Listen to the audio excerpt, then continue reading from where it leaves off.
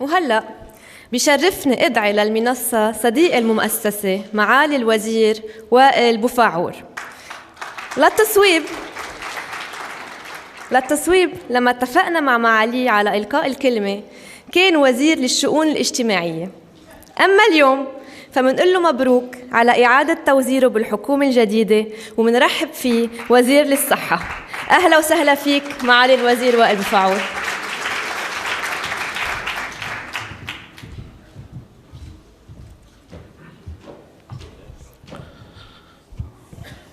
ممثلة فخامة رئيس الجمهورية، الحضور الكريم والمعتبر، أولاً سأقول ما أقول بدافعين: دافع القناعة، دافع آخر هو الإرهاب الفكري الذي يمثله هذا الحضور النسائي الطاغي صباحاً.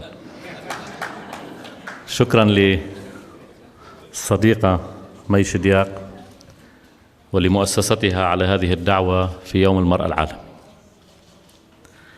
أنا ما كنت منتبه إنه ست نايلة هون كمان، خذوا هلا. شكراً على الدعوة إلى إحياء يوم المرأة العالمي. والسؤال الذي يأتي في متن هذا الإحياء: المرأة في الطليعة، في الخطوط الأمامية أم ماذا؟ للأسف المرأة في الطليعة، المرأة في الخطوط الأمامية في أيام الصعاب، لكن المرأة في الخطوط الخلفية في أيام الرحاب. المرأة في الطليعة في أيام الصعاب، لكنها في أيام الرحاب تودع في النسيان. ألم تكن سناء محيدلي في الطليعة عندما فجرت جسدها بالمحتل الإسرائيلي؟ ألم تكن لولا عبود في الطليعة عندما تجرأت وقاومت الاحتلال؟ ألم تكن سناء محيدلي ولولا عبود وسهى بشارة في الطليعة عندما أطلقت رصاصاتها بوجه القاتل والمجرم وعانت مع السجان الإسرائيلي؟ ألم تكن مي شدياق في الطليعة عندما شطروا جسدها وما شطروا روحها، عندما بطروا منها إلا إرادتها وأخذوا منها إلا ألقها، عندما أصبحت مي شدياق شاهدة على بشاعة المقصلة، لكنها شاهدة أيضا على ألق الفكر. وباتت مي شدياق تمثل اليوم انتصار الفكرة على المقصلة. وطالما كان الصراع في هذا الشرق كما يقول الرجل الذي أنتسب إليه عنيد كمال جنبلاط، طالما كان الصراع في هذا الشرق صراعا بين الفكرة وبين المقصلة. مي شدياق، نحن نعتز بك. لست شاهدة على نضال المرأة، بل شاهدة على نضال لبنان، وشاهدة على ما سيأتي من الأيام وما ستحمل الأيام من تحديات. فأسئلة الزمن العربي القادم أسئلة كثيرة: سؤال فلسطين، سؤال الحريات، سؤال حقوق الإنسان، المواطنة، حق المرأة، كلها أسئلة برسم هذا الزمن العربي الجديد. وأيا كانت هذه المآلات العنيفة وهذه المآلات الحزينة للربيع العربي، فهي مآلات يتحمل مسؤوليتها الحكام والأنظمة التي قادت تلك الثورات البريئة السلمية إلى ما قادتها إليه. وفي ظل هذه المآلات الحزينة فإن سؤال المرأة يصبح أكثر إلحاحا. وفي ظل وصول وصعود بعض النخب السياسية الناشئة إلى الحكم في دولنا العربية يصبح سؤال المرأة أكثر إلحاحا على عقول جميع العرب، ويصبح السؤال أكثر إلحاحا على عقول النخب التي تنطلق في سياساتها وفي فكرها تحديدا من منطلقات دينية. أين دور المرأة في كل ذلك؟ هذا السؤال لا يمكن الإجابة عليه عفو خاطر، ولا يمكن أن نجيب عليه فقط بنص نظري. هذا سؤال يفترض جوابا يحتمل الكثير من النضال، يحتمل الكثير من النضال من المرأة لإثبات وجهة النظر وإثبات الحق.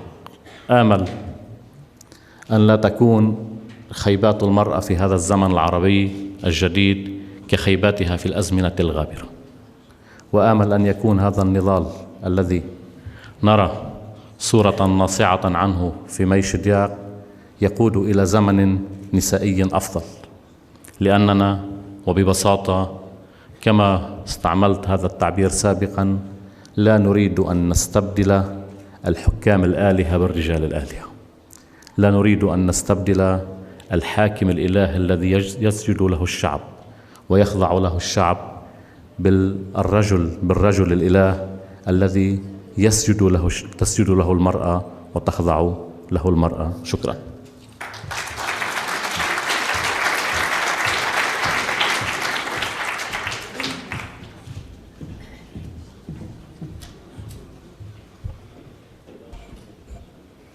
شكرا لك معالي الوزير وائل بوفاعور. مؤتمر نساء على خطوط المواجهة عم يتجدد هالسنة وعم يجمع اليوم نساء رائدات بالمجتمعات العربية والغربية قدروا يتحدوا ويبرزوا مهاراتهم بمختلف المجالات تيأكدوا أنه ما في قيود أو حتى صعوبات بتمنع المرأة من أنها ترفع صوتها تواجه حتى توصل للصفوف الأمامية للواجهة. بهالمناسبة منحب نقدم الشكر للبنانية الأولى السيدة وفاء ميشيل سليمان لرعايتها هالمؤتمر. السيدة سليمان اللي كانت حابة تكون معنا اعتذرت عن الحضور بسبب وجودها خارج لبنان، وإنما بيسعدنا أنه تمثلها الوزيرة السابقة منى عفاش العضو الناشط بالمجلس الوطني لتجنب التمييز ضد النساء في لبنان. معالي الوزيرة منى عفاش، الكلمة إليك.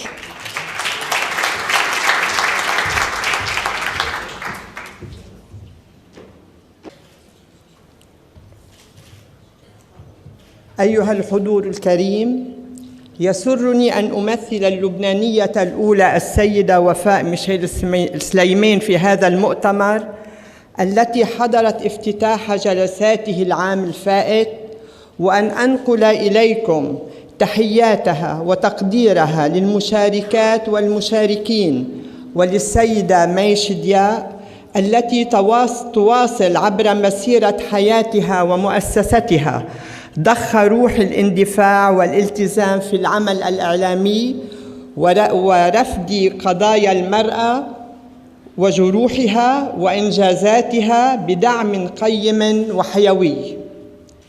لقد عبرت المرأة بشكل عام إلى الكثير من المواقع المتقدمة في وجوه الحياة والعمل والابتكار وإثبات الذات والتفوق، وبرغم كل العوائق والصعوبات والتفاوت في حقوقها في القانون والممارسة بين بلد وآخر ومنطقة وأخرى، لا شك في أن المزيد من الأماكن والمواقع بات ينبض بوجود أقوى للنساء فيها.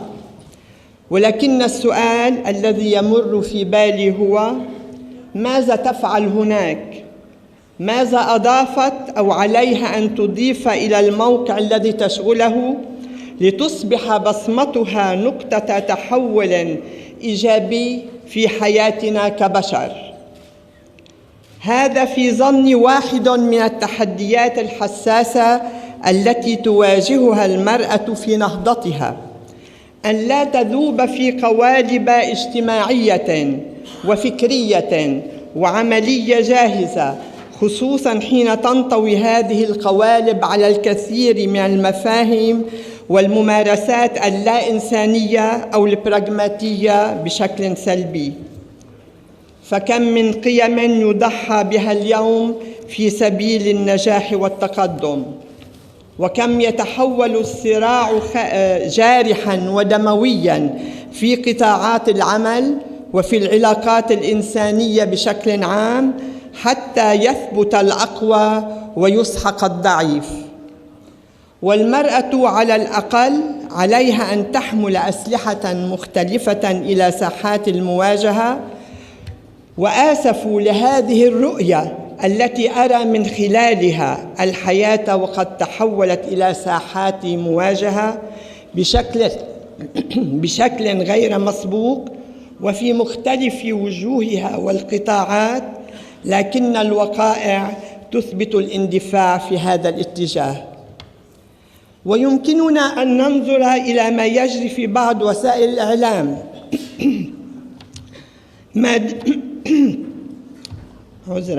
ما دام أن هذا اللقاء سيتطرق في جزء منه إلى وجود المرأة في الإعلام، فعرض الحقائق والبحث عن الحقيقة يجب أن لا يكونا مجرد وجهة نظر تجند لإثباتها شتى الوسائل بغض النظر عن صوابيتها وتأثيراتها المدمرة كإثارة الغرائز والتعمية عن الوقائع وتعزيز الخلافات وغيرها.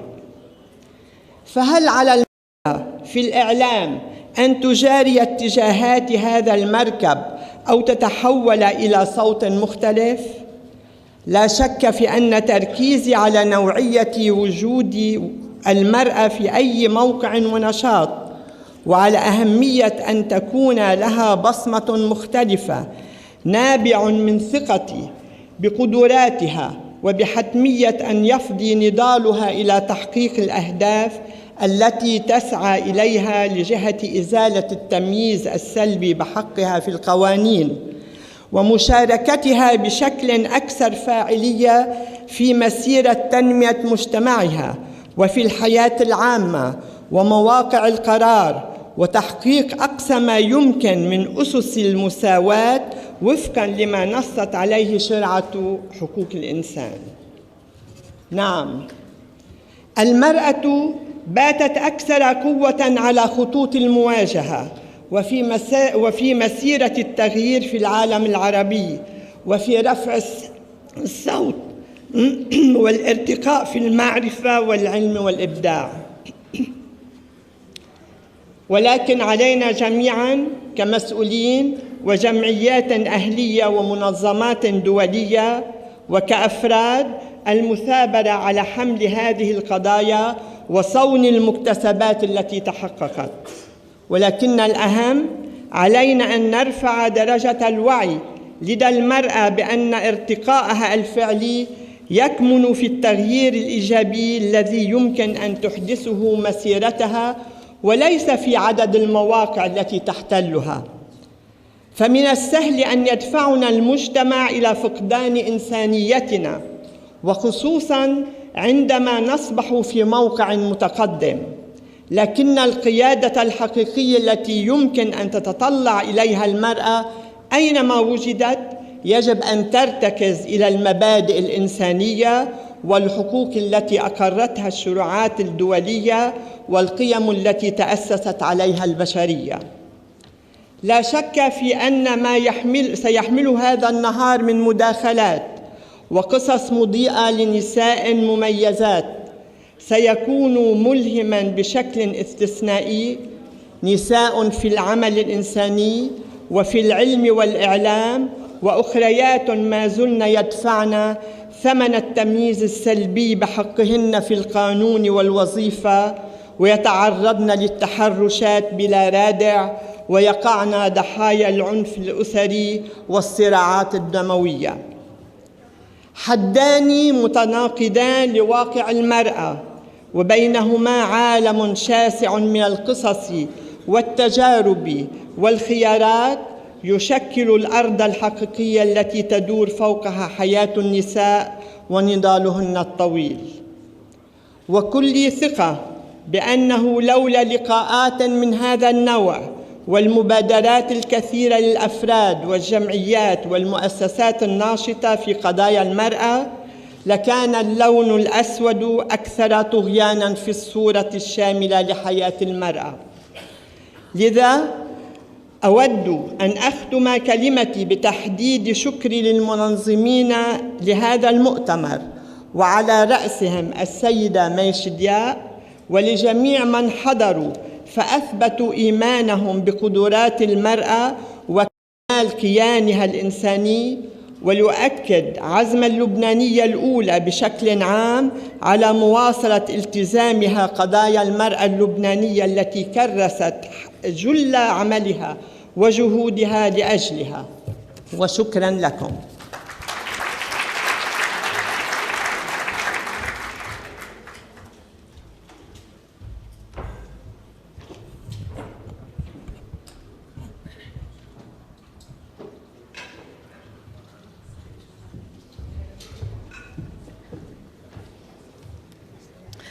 شكراً معالي الوزيرة منى عفيش.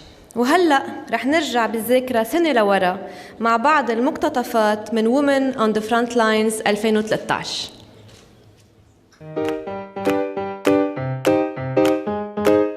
من المواجهة إلى الواجهة، طريقة قررت من خلالها مؤسسة مي شدياق تسليط الضوء على إنجازات نساء تحدينا، أردنا، فبرزنا. التحدي الأكبر للمرأة هو أن تنتقل من خطوط المواجهة الأمامية إلى الواجهة الأمامية. قصة مين بس هي؟ لم تكن الفكرة بالحلم، بل ثمرة لقاء عقدته المؤسسة مع الكاتبة الفرنسية إليزابيث بادنتير ومجموعة من نساء رائدات في مختلف المجالات، فنشأت فكرة مؤتمر نساء على خطوط المواجهة Women on the Front Lines. Je suis extrêmement intéressée par le combat des femmes arabes. Je suis très admirative de ce qu'elles ont fait, de leur lutte actuelle. برعاية وحضور السيدة الأولى وفاء سليمان انعقدت النسخة الأولى للمؤتمر الذي بجرأة مواضيعه أدهش النساء كما الرجال. شكراً مي شدياق على مبادرتك وعلى سعيك الدؤوب والشجاع.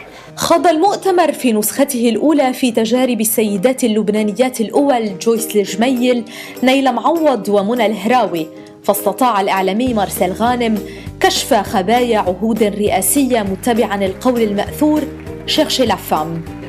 الفيرست ليديز اللي كانوا هنا كل واحدة فيهم ممكن تبقى مش فيرست ليدي، كانت تبقى رئيسة. ومن السياسة إلى فن الدبلوماسية، سفيرات من الاتحاد الأوروبي، كندا، باكستان ولبنان استطعن كسر التقاليد ليمثلن بلادهن خير تمثيل. I'm a woman and I enjoy being a woman. فما كان للرجال إلا أن يعترفوا بهذه الحقيقة. We have to my left an extraordinarily eminent panel. These are all women ambassadors who have seen the glass ceiling and have burst through it. ومن رأى أعمال ليلى الصلح حميدي فهم أن عطائها مصدر صراعها كابنة وكزوجة، فمن الصعوبة والحزن خلقت المساعدات وزرعت البسمة. أما للإعلام فحصة الأسد. عرض المؤتمر تجارب صحفيات عالميات من CNN، تايمز، فرانس 24 وديلي تيليغراف، نقلنا حقائق ثورات وخفايا حروب، فكانوا بالفعل نساء على جبهات المواجهة. Let me first of all humbly apologize and stand before you to say I am honored to be in your presence. وللمرة الثانية يطل عليكم اليوم مؤتمر نساء على خطوط المواجهة بمواضيع جريئة نجاحات المرأة كما التحديات التي تواجهها في عالم الاقتصاد والشأن العام وتحت أضواء الإعلام التلفزيوني وفي حقول العمل الميداني والعلوم والمساعدات الإنسانية. فأهلا وسهلا في وافل 2.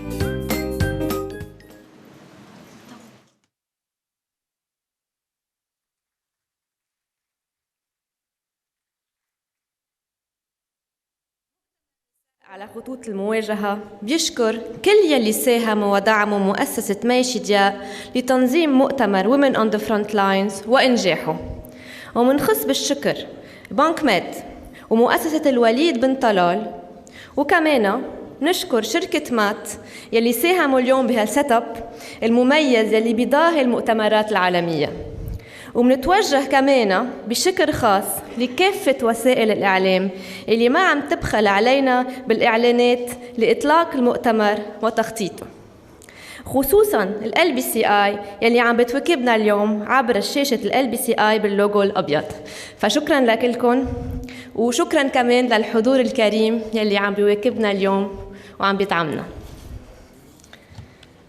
من فرنسا على لبنان اجت خصيصاً لتشهد معنا اليوم كامرأة كرست حياتها للخدمة، كأم، كزوجة، كسيدة أولى، وكناشطة رئيسية بقضية حقوق المرأة، ونجحت بلعب كل هذه الأدوار بامتياز. تأسيسها لجمعية سيسيليا أتياس وومن فاونديشن كان ثمرة جهود واندفاع لتعزيز التغيير الإيجابي بحياة المرأة، وصولاً لمساواتها بالرجل بكافة الحقوق والواجبات.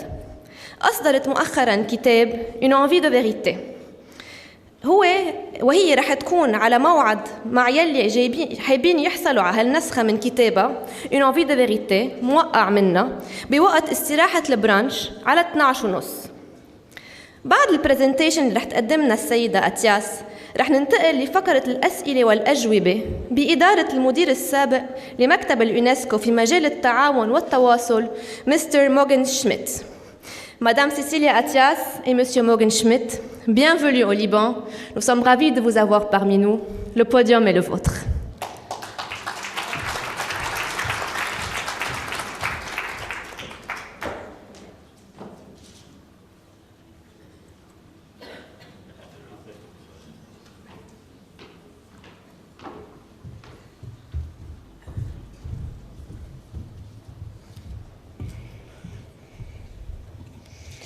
Messieurs les ministres, Excellences, ma chère May, mes très chers amis, je ne suis guère habituée à faire des discours et comme vous le savez peut-être, j'ai mis plus de 55 ans avant même d'écrire et de révéler un peu de moi-même et de mon expérience dans mon livre qui s'appelle Une envie de vérité, qui a été publié en octobre dernier. Mais avant de parler du sujet sur lequel il m'a été demandé de prendre la parole, les femmes en première ligne, permettez-moi d'exprimer les 3 raisons essentielles de ma présence parmi vous aujourd'hui. Tout d'abord, le Liban. Comment refuser une invitation à venir dans votre merveilleux pays que je ne connais que malheureusement très peu? Berceau des civilisations et des cultures dès l'époque phénicienne, comme nous le rappelle ce superbe hôtel où nous sommes réunis, pays où se situe le plus vieux village du monde, Byblos. Les jeunes d'Europe, malheureusement, confondent souvent avec une célèbre boîte de nuit de Saint-Tropez. Oui, le Liban fait de moins en moins partie de la culture des jeunes générations européennes et il y a une raison à cela. Le Liban est en proie à une instabilité permanente et le premier message que je veux faire passer aujourd'hui s'adresse aux politiques, quel que soit leur bord, leurs convictions religieuses. Il se résume en un seul mot, cela suffit. Faites que le Liban retrouve son lustre d'antan. Faites qu'il redevienne la terre où cohabitent en paix toutes les religions, la terre du lait et du miel, comme il est écrit dans la Bible, mais aussi un carrefour du commerce international, faites qu'il redevienne un symbole de la tolérance. C'est un message de femme. C'est un message de femme, diront certains, peut-être avec un léger sourire, mais je l'assume parfaitement. Un message de femme qui n'est plus en première ligne, si l'on entend par là exposée au feu de la scène politique, femme de président ou femme de ministre, mais un message de femme qui l'a été et qui, comme toutes les femmes, parle au nom de tous les enfants qui souffrent pendant la guerre, des attentats et de leur mère en première ligne ou non. La seconde raison de ma venue est Beyrouth, le Paris du Moyen-Orient, cette ville dont le New York Times, je vous en prie, a écrit, l'année où je m'installais à New York, en 2009, que c'était la première ville à visiter au monde. Beyrouth ne peut plus être synonyme d'attentat, de destruction, de souffrance ou de deuil. La ville de Férouz, d'Agopian, de Berkoff, d'Ekochar, de Hayek, de Carlos Ghosn, d'Amin Malouf, d'Elissab, des Safra, et j'en oublie, doit être protégée et calme à jamais. Que tous les Libanais du monde se sentent concernés par cet appel que je veux lancer aujourd'hui. Les multiples conflits internationaux ne doivent pas faire passer ce que vit le Liban au quotidien en fait divers. Enfin, la troisième raison, c'est vous, Meshidiak. Et j'aurais sans doute dû commencer par vous. Mon époux Richard a été la première personne à me parler de vous. Il était revenu du forum de Davos très admiratif de ce que vous êtes et de votre tempérament, et ce, quelques mois après le drame dont vous avez été victime. Dire que votre courage est un modèle serait un euphémisme. Nous avons eu ensuite l'occasion de nous rencontrer et de partager nos valeurs et nos combats, vous vous en souvenez. Ce matin, je remplis avec joie et bonheur l'engagement de venir vous dire chez vous, combien ce que vous faites est admirable et combien nous devons tous aider à faire que votre action se développe et trouve un écho mondial. Ma chère May, vous êtes le symbole de ces femmes qui ont des convictions et se battent pour leurs idées et leurs valeurs, et ce, sans compromis au prix de leur vie. Dieu est grand et il avait décidé que le ciel vous attendra. Beaucoup d'hommes feraient bien de s'inspirer de ce que vous êtes et de ce que vous faites. Vous exercez l'un des plus beaux métiers du monde, devenu l'un des plus dangereux aujourd'hui, journaliste. Comment ne pas penser à tous vos confrères et consoeurs otages, ça et là, de différentes factions dans diverses régions, et notamment en Afrique, où prendre un journaliste en otage est devenu une horrible et banale pratique. Les journalistes qui choisissent de couvrir les conflits, qui continuent à se rendre sur le terrain dans les pays où le terrorisme fait rage, se savent menacés. Mais leur courage permet de faire passer au premier plan ce qui se cache, se dissimule et alimente son pouvoir dissuasif par la terreur, que le pire peut arriver à chacun, à n'importe quel moment et n'importe où. Les femmes, qui représentent plus de la moitié de notre humanité, souffrent particulièrement lorsque leurs époux, leurs fils, leurs conjoints sont en première ligne des conflits. Désormais, elles y sont également en même temps les premières victimes. Que ce soit les victimes de viols collectifs, de populations déplacées ou de journalistes que l'on prive de leur liberté ou que l'on assassine. L'on pourrait en parler pendant des heures et évoquer de nombreux cas auxquels je pense et qui ne sont pas tous bien terminés. Lindsay Addario du New York Times a eu la chance d'être libérée en Libye, alors que Guylaine Dupont de RFI a été sauvagement abattue au Mali, pour ne citer que celle-ci. Je voudrais, avant de répondre à des questions et de passer dans un format plus interactif avec vous, soumettre une proposition dans laquelle on pourrait agir auprès des Nations Unies notamment. Que l'on revoie de façon plus précise et sans ambiguïté le statut dont bénéficient les journalistes en zone de conflit. Ce statut date de 1974, soit plus de 40 ans. Or, il faut l'adapter en fonction de la situation actuelle et de ce que les uns et les autres ont vécu. Par ailleurs, il faut savoir que le secrétaire général des Nations Unies a choisi le président de la République du Sénégal, M. Macky Sall, pour parrainer le programme de lutte contre les violences faites aux femmes en zone de conflit. Nous devons réactiver ces filières pour aboutir à des résultats tangibles dans le cadre de nos fondations respectives. Être en première ligne pour une femme, ce n'est pas nécessairement bénéficier d'un statut officiel, d'une reconnaissance légale, d'un rôle ou d'une rémunération attachée à une fonction. C'est le choix et le pouvoir d'agir. Ce choix n'a pas besoin d'un statut officiel et il ne facilite pas toujours les choses. Les femmes qui sont ici réunies le savent. Bien souvent, elles doivent le défendre au péril de leur vie. Le forum porte sur les femmes en première ligne. Être en première ligne n'est pas nécessairement être au sommet, en pleine lumière. Sont en première ligne toutes les femmes qui, dans l'ombre et l'anonymat, bien souvent travaillent au quotidien à reconstruire la paix dans le pays, qui ont été dévastées par les guerres intestines entre communautés, ethnies, religions, à développer une économie vivrière pour combattre l'insécurité alimentaire, à faire savoir les violences et les inégalités dans leur communauté. Sont en première ligne les femmes qui s'éduquent pour être en mesure d'écrire, dire, d'entreprendre, celles qui poussent leurs filles en se sacrifiant souvent à étudier. Nous pouvons le constater dans nos fondations.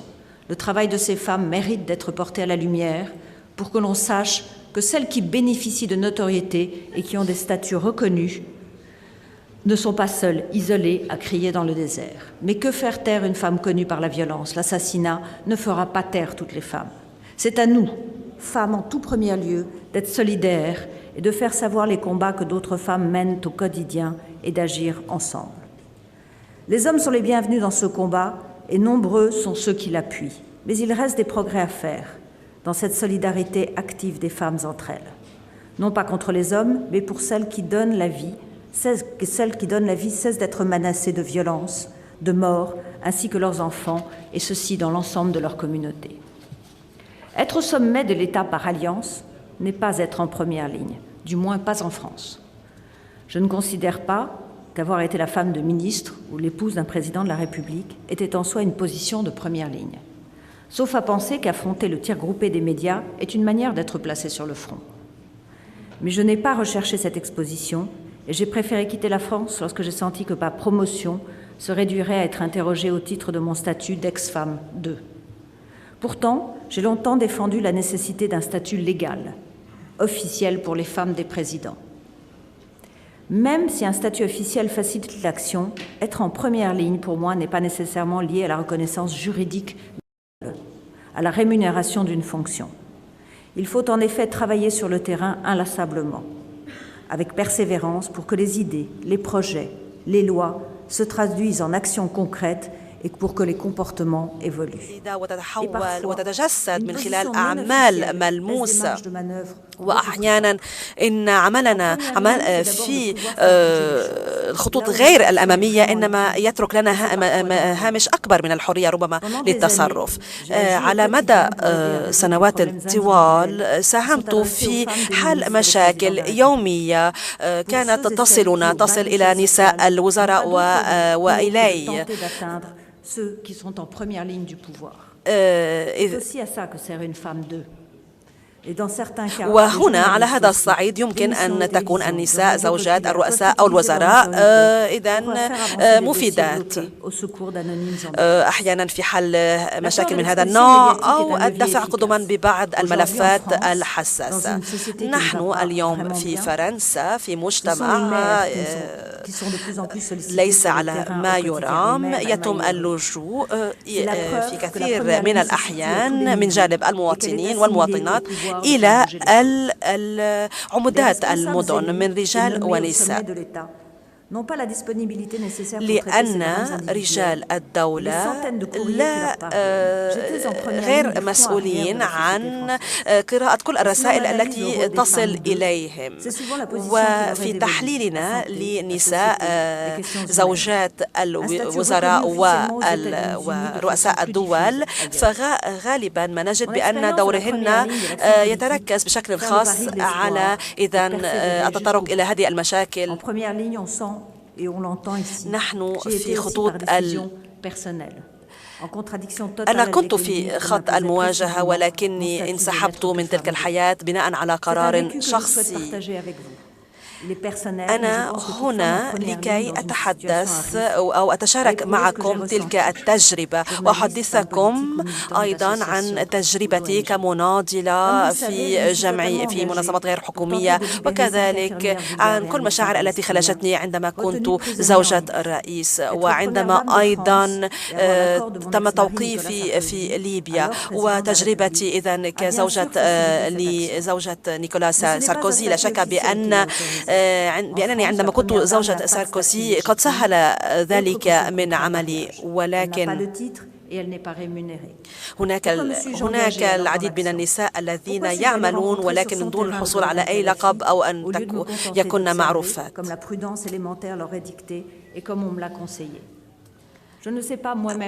أنا كنت أحيانا أكتفي حتى بالمراقبة بناء على نصائح كانت توجه إلي،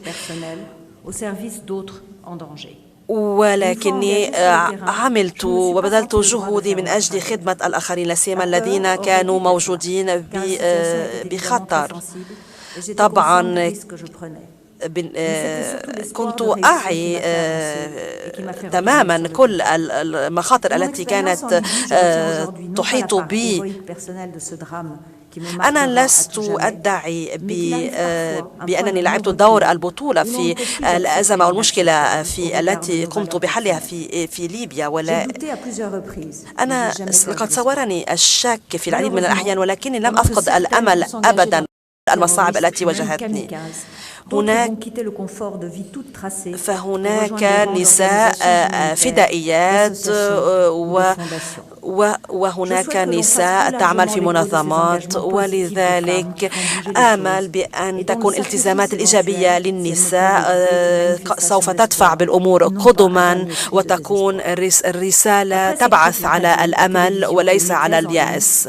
إن وسائل الإعلام وأيضا التواصل الاجتماعي تشكل صدى كبير لكل تلك الأعمال، ولكن اليأس يسود في الكثير من الأحيان للأسف. لذلك علينا أن نكشف الحقيقة، ولكن يجب أن نركز أكثر على تسليط الضوء أكثر على إنجازات الإيجابية. عبر كل وسائل التواصل الاجتماعي وكذلك الوسائل الإعلامية. يجب إذن تسليط الضوء على التقدم، على تحويل اليأس إلى أمل. هذه إذن جبهة أممية يجب أن نتشارك بها وتنتقل الشعلة فيما بيننا. هذه ربما هنا تكمن ربما الرؤية النسائية لكي ننجح في العمل معا. الوجود في خطوط المواجهة هي المثابرة، هي إطلاق الأعمال الجماعية، هي كسر الصمت الفردي. لست أتحدث فقط عن وسائل العيش التقليدية والديانات وهلم جرى. يجب احترام كل ذلك، العالم في تنوعاته، ومن هنا يجب التركيز إذن على التربية والمعتقدات. يجب تعليم المرأة، يجب تعليم المرأة وعدم تركها في الجهل. ولأجل ذلك، لأجل تحقيق التقدم، يجب العمل أولا على تحقيق المساواة وتحقيق إذن حقوق المرأة من خلال تطبيق كل المعاهدات والاتفاقيات الدولية. يجب حشد كل الجهود، يجب التعبئة من أجل ذلك، يجب ترجمة كل هذا عمليا ميدانيا، يجب المثابرة معا. فعند غياب أحد الكبار نجد أحيانا للأسف بأنه ما من خلف له. إن غياب نيلسون مانديلا في أفريقيا الجنوبية قد لاقى العديد من المبادرات، ولكن للأسف رغم ذلك نجد استمرار الصراع العرقي هناك. لذلك يجب التنبه والاستمرار بطريقة فعالية. كل هذا التحول سيكون بطيئا، ولكن يجب أن نثابر معا من أجل تحقيق ذلك. شكرا.